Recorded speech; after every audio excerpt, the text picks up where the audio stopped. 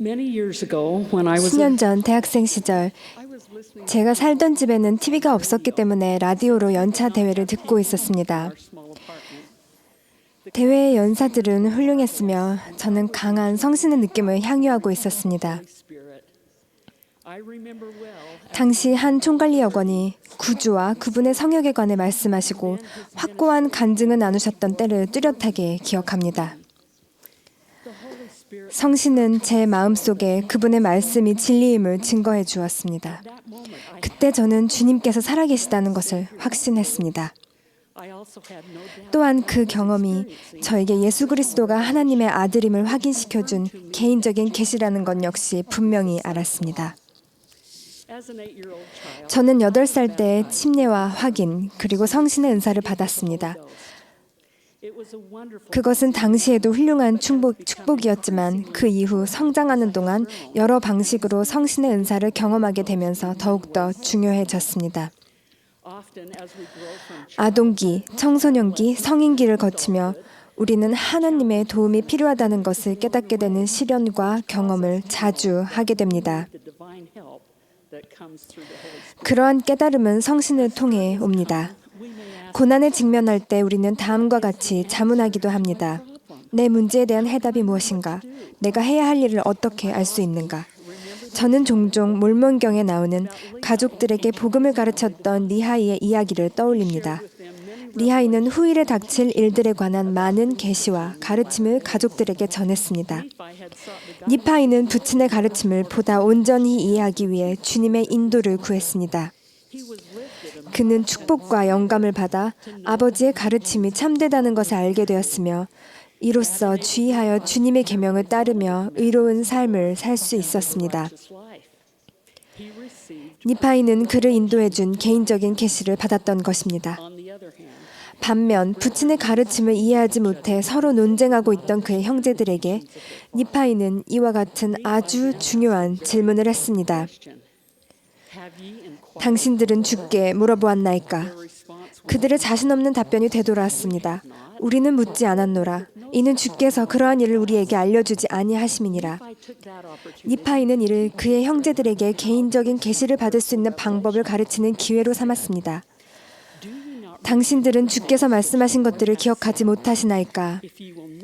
만일 너희가 너희 마음을 완악하게 하지 아니하고 부지런히 나의 계명을 지키며 받게 되리라고 믿으며 신앙으로 내게 구할진대 분명히 이러한 것들이 너희에게 알려지리라.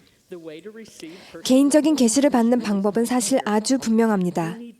우리는 계시받기를 소망해야 하며 마음을 부드럽게 한 후 신앙으로 구하고 응답을 받게 되리라고 진실로 믿으며 하나님의 계명을 부지런히 지켜야 합니다. 이 방식을 따른다고 해서 우리가 주님께 질문할 때마다 즉시 구체적인 행동 요령과 함께 답이 주어진다는 것은 아닙니다. 그보다는 우리가 충실하게 계명을 지키고 신앙으로 구한다면 주님의 방식으로 그분께서 정하신 때에 응답이 주어질 것이라는 의미입니다. 어렸을 때 저는 개인적인 계시나 기도에 대한 응답은 들을 수 있는 음성으로 주어질 것이라고 생각했습니다. 사실 어떤 계시는 들을 수 있는 실제 음성으로 주어지기도 합니다. 하지만 저는 영이 여러 방식으로 소통하심을 배웠습니다. 우리가 계시를 받을 수 있는 몇 가지 방식이 교리와 성역 6편에 나와 있습니다. 내가 내게 물었음이라. 보라, 내가 물을 때마다 너는 나의 영에게서 가르침을 받았느니라. 내가 내 마음을 밝혀 깨닫게 해주었으며 내가 그 일에 대하여 네 생각에 평강을 말하지 아니하더냐. 계시를 받는 것에 관한 가르침은 다른 구절에도 많이 나와 있습니다. 나는 내게 임하여 내 마음에 거할 성신으로 말미암아 내 생각과 내 마음에 말하리라. 이제 보라, 이것은 계시의 영이니 내가 내 가슴을 내 속에서 뜨겁게 할 것이라. 그러므로 너는 그것이 옳은 줄 느끼게 되리라. 나는 내게 나의 영을 나누어 주리니 그것은 내 마음을 밝혀주며 내 영혼을 기쁨으로 채워주리라. 개인적인 계시는 우리가 경전을 공부할 때, 선지자 및 다른 교회 지도자들의 가르침을 듣고 따를 때, 그리고 충실하고 이로운 삶을 살기 위해 노력할 때 주로 주어집니다. 때로는 경전의 한 구절이나 연차대의 말씀의 한 문장에서 영감을 얻기도 합니다. 초등의 어린이들이 부르는 아름다운 노래를 들을 때 영감을 얻을 수도 있습니다. 이 모든 것들이 계시의 형태입니다. 회복 초기에 많은 회원들은 부지런히 계시를 구했고 축복과 영감을 받아 무엇을 해야 할지 알게 되었습니다. 엘리자 R. 스노우 자매님은 브리검령 회장님으로부터 교회 자매들을 가르치고 격려하라는 임무를 받았습니다. 스노우 자매님은 각 자매들이 자신의 삶이나 가정생활에서 그리고 교회에서 맡은 책임을 수행할 때 그들을 인도해줄 영감을 받을 수 있다고 가르쳤습니다. 자매들에게 겸손한 마음으로 나아가서 자신의 의무를 충실히 이행한다면 그 일을 하는 도중에 하나님의 영이 임하여 축복이 올 것이라고 전해주세요. 권능을 구하지 말고 지혜를 구하라고 하세요. 그러면 지혜를 행사하는 데 필요한 모든 권능을 얻을 것입니다. 스노우 자매님은 이렇게 말씀하시며 자매들에게 성신의 인도를 구하라고 가르치셨습니다. 성신은 사람이 마음에 품은 모든 간절한 소망을 이루어주고 부족한 부분을 모두 채워줍니다. 영으로 충만할 때면 제 영혼은 가득 찹니다. 우흐트도르프 회장님은 계시와 간증이 항상 압도하는 힘과 함께 오는 것은 아닙니다. 많은 경우 간증은 평화로운 느낌으로 한 번에 조금씩 천천히 옵니다라고 가르치시며 이렇게 덧붙이셨습니다. 진심을 다하여 개인적인 영감을 가져오는 빛을 구합시다. 우리 마음의 신앙을 점화시킬 수 있는 신앙의 불꽃을 내려주시기를 주님께 간구합시다.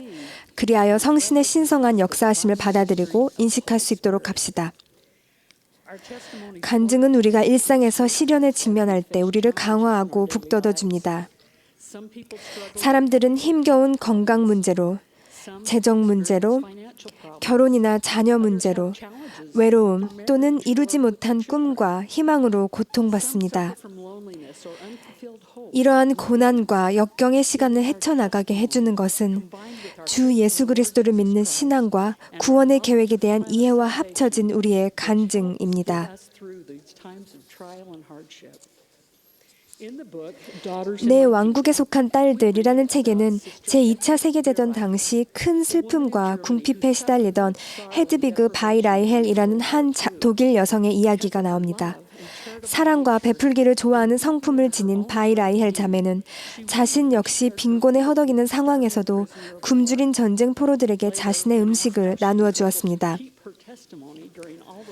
훗날 이 모든 시련 속에서도 어떻게 간증을 지킬 수 있었는지를 묻는 질문에 그녀는 다음과 같이 대답했습니다. 그 시기에 제가 간증을 지킨 것이 아니라 간증이 저를 지켜주었습니다. 우리에게 강한 간증이 있다고 해서 그 간증이 언제까지나 강하게 남아있으리라는 법은 없습니다. 우리는 간증이 우리를 지탱해줄 충분한 힘을 가질 수 있도록 그것을 가꾸고 강하게 만들어야 합니다.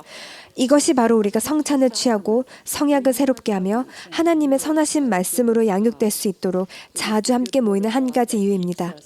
하나님의 선하신 말씀은 우리로 하여금 쉬지 않고 기도하게 하며 우리의 신앙의 창시자이시오 완성자이신 그리스도의 공덕만을 의지하게 해줍니다. 데이비드 A. 베드나 장로님은 우리에게 다음과 같은 가르침을 주셨습니다. 저는 여러분이 적절하게 계시의 영을 구하고 활용한다면 주의 빛 가운데 행하게 될 것임을 약속합니다.